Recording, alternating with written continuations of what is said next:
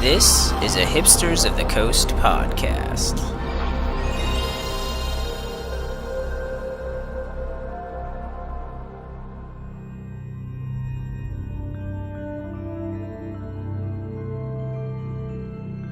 This Doomed Travelers podcast is brought to you by Hipsters of the Coast, your destination for magic news, strategy, and entertainment. And by Casthaven, where you can build your magic collection like a pro.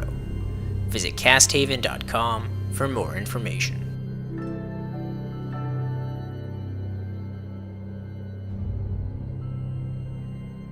Alright, welcome to another episode of Doomed Travelers, where we talk about magic and try to play Destiny.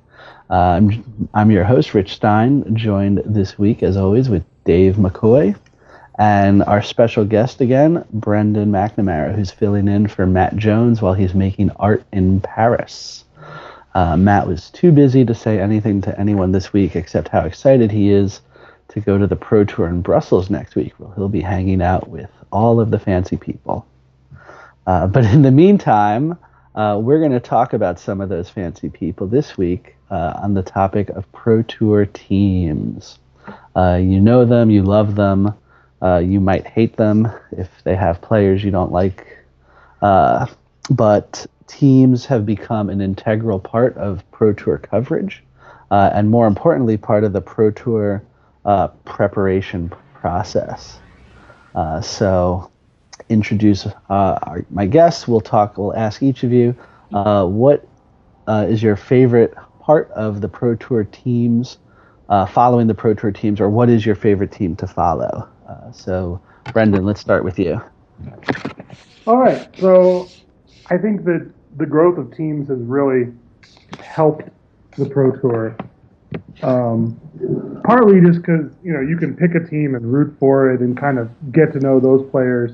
And say you want to follow Channel Fireball Pantheon, at least one or two people on their team are going to be relevant probably all the way through to the end of the tournament. Often someone will make the top 8, but even not, like, if you follow their team, you're going to have someone to be interested in for most of the Pro Tour coverage, and you can watch both days and also the top 8. And I think that's really helped a lot. And it also helps with Constructed because they generally will play the same deck or a couple decks, and everyone will know once the tournament gets going what that deck is, and so it gives a little more coherence to how you follow it. Yeah, it's definitely been a great tool for driving the coverage narrative. So Dave McCoy, how do you feel about the teams, and/or what is your favorite team? I'm a fan of the teams for sure. I think it introduces a lot of positives and a lot of just generally interesting things to the Pro Tour scene that is very consumer friendly. But as for my favorite team, I would have to probably say original Channel Fireball. When I first started watching Magic, I thought David Ochoa was probably one of the most interesting, weird people that ever made it on camera at a Magic tournament, and he's kind of disappeared, unfortunately. He hasn't been very successful lately, but I have a soft spot in my heart for the foodie that is David Ochoa. Yeah, David Ochoa is actually, we'll mention him in a bit, has been might be making a return to Team Channel Fireball. I'm a huge fan of teams. I think that like any great competition, you drive up the value by having teams to prepare with, to practice with, and to compete with. And like you guys said, for the fan, the experience with the team is far superior than without. And you see that even in, especially in team games like League of Legends. But you also see it play a really prominent role in things like Hearthstone with the team structures. So there's a lot to be said for teams when it comes to the fan base. My favorite team is Team Revolution, which is the MTG Madness team out of France, and that's Raphael Levy, who's my favorite pro player. And of course, the rest of the French players, Jeremy Dezani is on that team, Patrick Dickmann is on that team, and Melissa DeTora was on that team as well before she was hired by Wizards to deprive us all of women on the Pro Tour. It's an excellent plan. Yeah, it's working. But regardless, so I want to talk. So before Pro Tour Fate Reforged, Brian David Marshall did a roundup of a bunch of teams and talked about what players were on each team and the shakeups, kind of some shakeups of players moving from team to team. And the teams that he covered in earnest were Team MTG Mint, which is a fantastic all-star collection of players from Southeast Asia. And that team is, the big names on that team are Li Shi Tian and Nam Sung Wook are both on that team. Those are two names you'll recognize from last year's World Cup and World Championships of Magic. Team Revolution, which I just mentioned, Raphael Levy, Jeremy Dezani. Some interesting players also, Brad Nelson, Todd Anderson, and Brian Braun-Duin are listed as members of that team. Of course, those guys were former members of the Star City Games, the now defunct Star City Games team. The Channel Fireball, of course, has two teams.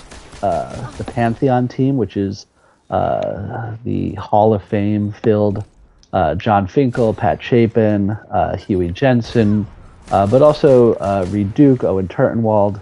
I could go on. Kai Bude, Jamie Park. It's a massive. This is basically the number one seed. These guys are Kentucky going into the Pro Tour, no doubt. But the normal Channel Fireball team is no slouch either. That's Louis Scott Vargas, Paula Vitodama de Rosa, Josh Utter Layton, David Ochoa, Brian Kibler, Shuhei Nakamura, Tom Martell, and on the official list is Paul Cheon, though he did not play at Fate Reforged. We'll see. I believe he's going to be. He did play. He did play at Fate. Sorry, he did play at Fate Reforged. We'll see. He wasn't on Brian David Marshall's list at Fate Reforged. It's because he qualified a week before the tournament, right? At GP, the team GP that they had to win. Oh, right, San Jose. Yeah. LSV's and Eric Froehlich's present to Cheon winning that tournament. So. Yeah. So, do you know if he's qualified for Pro Tour coming up? I honestly have no idea. It's a Tarkir. We'll have to see if the list is out yet. Yeah, I think he's qualified for one of the next two, but I'm not sure which one, so probably this one. Like, I think he had a for invite or something. All right, that would make sense. It'll be good to see him because he is definitely a fan favorite. Moving on, Face-to-Face Games has worked very closely with Channel Fireball in the past. This is Alexander Hain and John Stern's team, made up almost exclusively of Canadian players. Formerly also, Jacob Wilson was a member of that team, but he is now, he's a member of the Pantheon. And team TCG player also has a sponsored team. Captain, or at least the biggest name on the team is Ari Locks is on that team. Ross Merriam is on that team. Andrew Shrout, Alex Majlaton is on the team. Harry Corvisi and Frank Scarin are some of the big names on the TCG player team. And the relative newcomer from the last Pro Tour, and presumably also at this Pro Tour, is the Ultra Pro team, which has a lot of former members of the Channel Fireball teams, which is Ben Stark, Paul Rietzel, Sam Black, Matt Sperling, and also some big names in Bob Maher, who you'll know from your hipster copies of Dark Confidant, and also David Williams of poker playing fame. And that team's list now also includes Craig Wesco, who jumped ship from TCG Player, and also Pat Cox and Adrian Sullivan, who write for Star City Games, are on that team's official roster. So those are the big hitters, so to say. I think going into the Pro Tour in a few weeks here, big favorite has to be Pantheon as always, right? For sure, they've consistently performed pretty well ever since Star City stopped supporting their own team. I think it's actually one of the most interesting parts about the whole Pro Tour team thing is it having only come into the game 3 years ago. It seems like the teams were originally just a group of people who wrote for a site, and that site just wanted to sponsor them to go to the Pro Tour or, to wear their stuff at the Pro Tour. And then the teams have evolved beyond that. Ever since Star City stopped supporting their own team and Channel Fireball scooped them all up, it kind of became just like a group of friends, like pro friends who are very good and wanted to prepare together. And then it kind of evolved into Team Ultra Pro. It seems like they offered a bit better compensation for a few players. Yeah, it's become a bit of a sponsored thing as well. Brendan, you played at Pro Tour Fate Reforged, and unfortunately, because of your move, you were not fortunate enough to have a team to test with. What was your experience like in that context? Well, my Pro Tour prep was really weird, partly because I moved, and so I had to pack up 2/3 of my collection, and keep out the cards I thought I might need, and I left. I was traveling. I just pulled myself out from the group of people I played with and moved to a city where I didn't know any Magic players out here in Denver. And Denver actually has a very good Magic scene. I've been very impressed with the quality of players, but I'm just now getting to the point where I know people here. So I was already in a weird spot because of that, and I was going to mostly have to test on Magic Online. It was also weird because the Pro Tour I qualified for was Modern, which Modern is I think teams are a little less important for a Modern Pro Tour because Modern is a wide open format, and there's so much value in learning to play a deck over a long period of time that teams could figure out what the metagame is. But I knew pretty well going in that Abzan was going to be the big deck, and that aggro decks that went under it were going to be the other big decks, and the Splinter Twin is probably still a deck. And so I had pretty much understood the metagame. I didn't necessarily say, oh, Burn and Infect are going to be the ones that show up in big numbers and do well. But I wasn't that surprised. Right. It would have been useful to be able to test more. Right. Play with people. And it was also weird. A team might have helped a little more because I qualified in November, and the Modern was under the cloud of Treasure Cruise. And everyone, I was certain that Treasure Cruise was going to be banned. And right. So I kind of didn't want to, it was hard to test, I wanted to go back to decks that were good before. So it was a really weird spot, and maybe having a team would have helped more, I think more just with getting reps in and testing. Because, I just definitely am not as adept at playing Constructed. Limited, I feel fine. And right. I came out to New York and spent 5 days and got stuck in the snow and got a couple extra days just drafting a bunch the weekend that Fate Reforged came out. And between that and getting some Magic Online reps and just being familiar with Limited, I was not worried about that. And I just played as much Constructed as I could. And it definitely would have helped to be on a real team to just bounce ideas off of. And you just have more people to have experience with everything. Yeah, it definitely sounds like it's a huge benefit from that perspective. And I think the playtesting part is really the big thing. Because especially in a format as diverse as Modern, it is wide open. And the metagame is pretty well documented for sure. But I think the challenge there is being able to test various matchups and understand the interactions between various decks.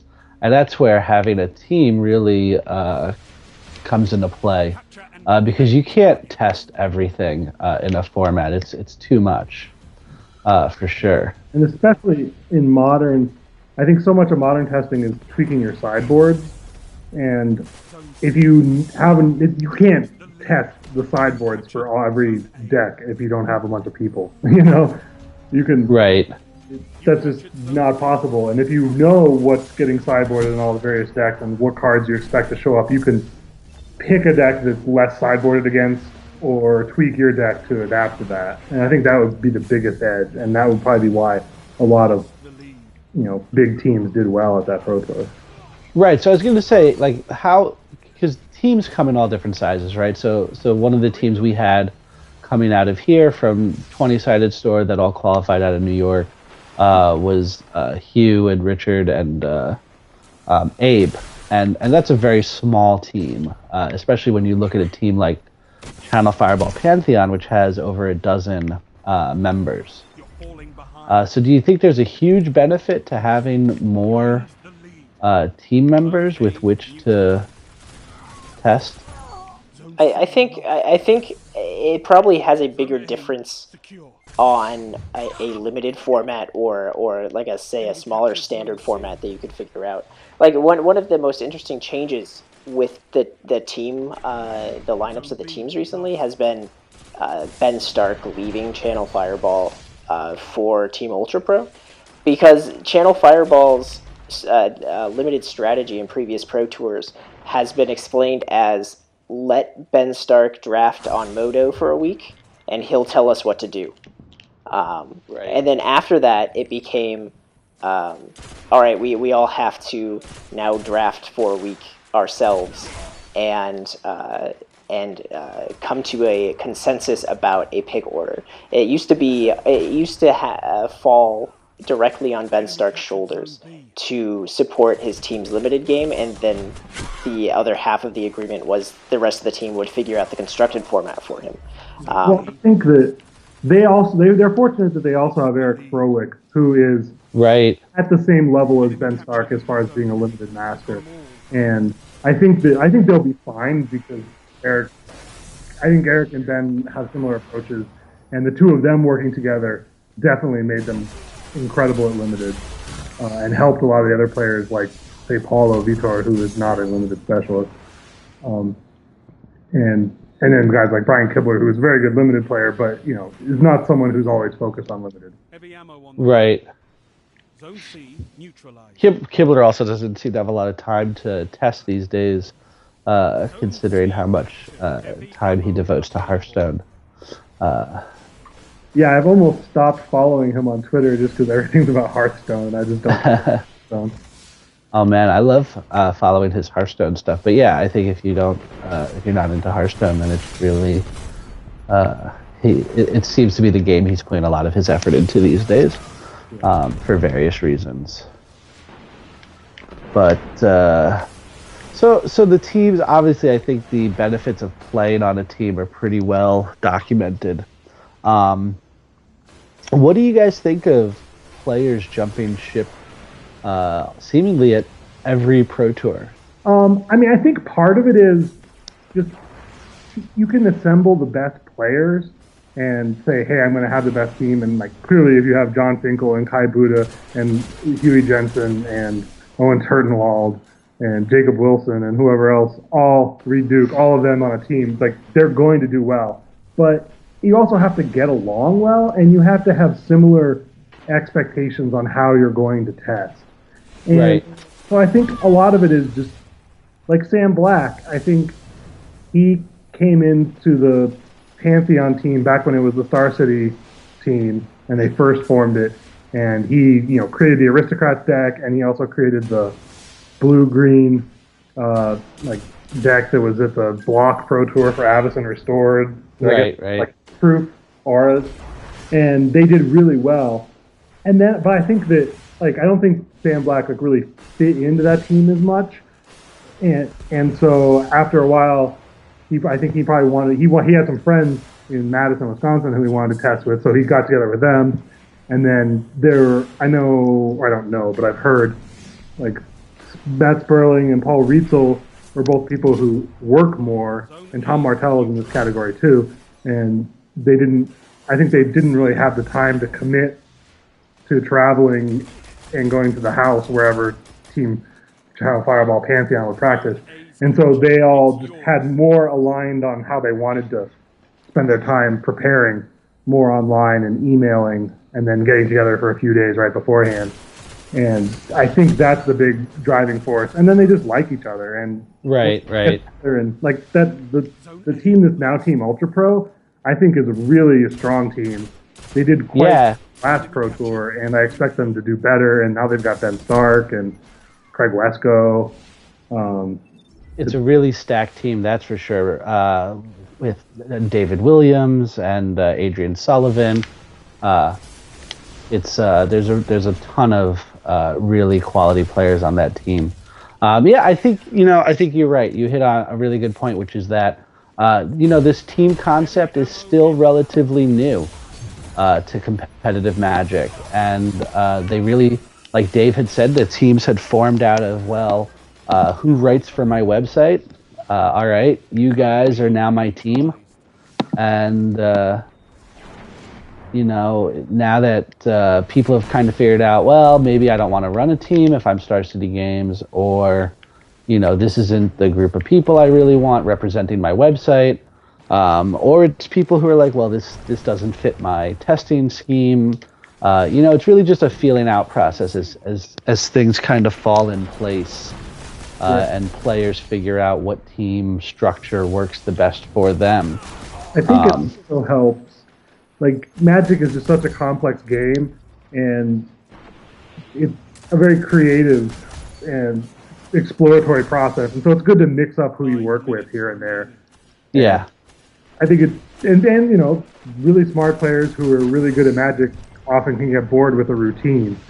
Even if they enjoy it, they're like, I could see Ben Stark saying, I love all these guys on Channel Fireball. We've done great stuff together, but we've been doing it for 3 or 4 years now. Why don't I just test with these other guys? Yeah. Because why not? I think that's fine. I think we'll over time we'll start to see less of the constant shifting, and more thoughtful shifting, perhaps. I guess it'll just maybe seem a little less chaotic, is my hope.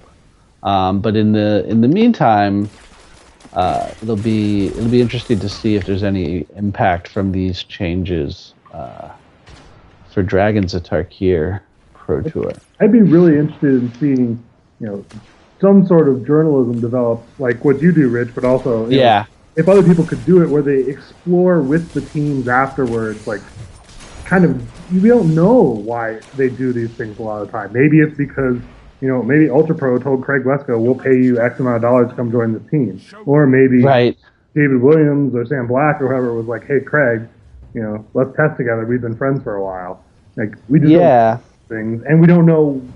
Like, it's something that I think Brian David Marshall does a little bit of, and Lauren Lee, who used to be the content manager at Star City Games, also covered a little bit of that side of things. And but you're right, there's a pretty big gap there, so I'll definitely add it to my growing list of things to look into. So I think my final thought, not final thought, but just something that I'm always interested in is the improvement of the coverage of the Pro Tour. And I think from a coverage perspective, there's a lot more going on with the teams. With the team coverage at the Pro Tours, do you think there would be benefit to tracking the smaller teams, right? So things like when a group of 3 players like Hugh, Abe, and Rich get together and they're sponsored by their local gaming store, 20-sided, or Gabe and Hunter have Gabe has a team that they put together for Khans of Tarkir Pro Tour, which Hunter was a member of. Do you think there'd be a benefit to getting that side of things in there into the coverage?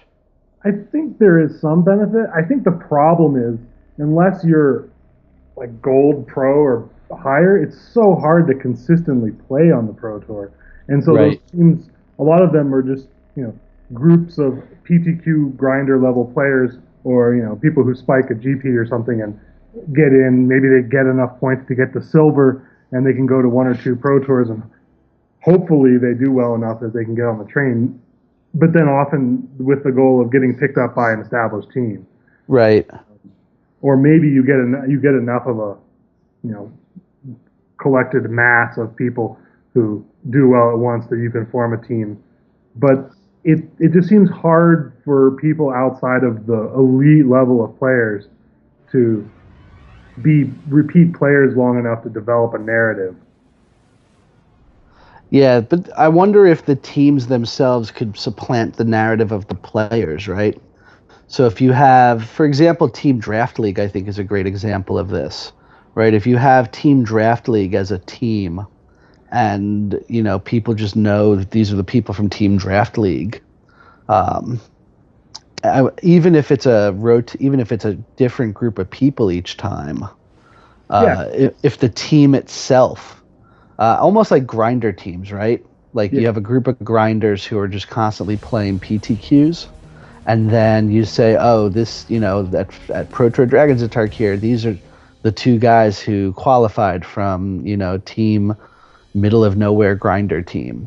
I think people would be interested, and I think to an extent the one of the problems that those players have is that it's difficult to achieve that level of qualifying through the Gold Club without having team support to an extent.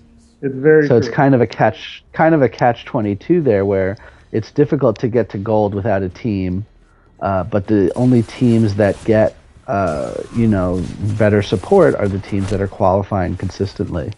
So you kind of have to break through, or people need to start building up more, I guess, amateur teams. Yeah, it kind of feels like that with the move to PPTQs and RPTQs that we're going to have a small number of Pro Tour competitors when the Pro Tour Origins rolls around. And so I think that has a very high probability of increasing the focus on teams, because you're going to reduce the number of random people who spiked a PTQ out of nowhere. And I think you're just going to have generally fewer participants. So these teams are going to make up a higher percentage of the Pro Tour competitors, and it's just going to make it far easier to judge the entire tournament based on team makeup and team participation. That's for sure. I wonder if bigger teams are the wave of the future, and amateur teams, or if teams will become even more exclusive and smaller. I think you're going to see a rise of smaller teams. It's been proven the benefits of having a team has been proven. Like MTG Mint, they were already good players, but they organized themselves, came to the modern Pro Tour with Blue Moon, and they came out of nowhere with it, and they all were very successful with it in the modern portion. And that's just an example of what you can do when you get a group of people who are good by themselves but weren't organized, and you organize them and to take on a single tournament.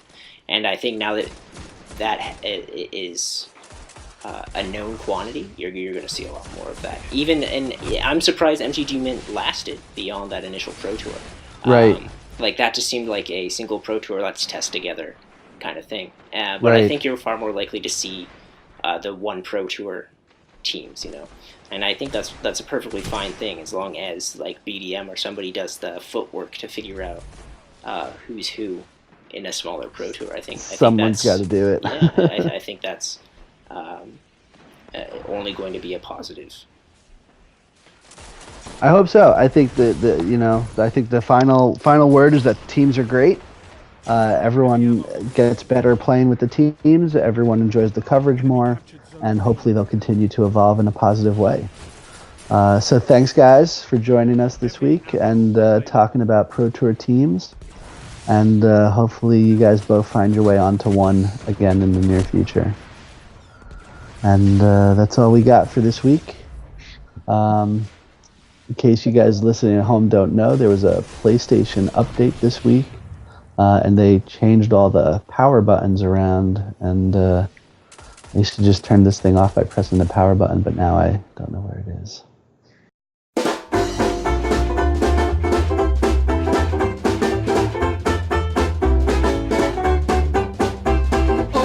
Hey Guardians, thanks for tuning in to the Doomed Travelers podcast. You can find more at doomedtravelers.com or follow at Doomed Travelers on Twitter for show updates and other nonsense. Make sure to subscribe to Hipsters TV on YouTube for videos of our previous episodes, and don't forget that you can find audio-only versions of the Doomed Travelers podcast on iTunes. For your host, Rich Stein, and Matt the Obliterator Jones, I'm David Bones McCoy. See you next time. Nothing past William Howard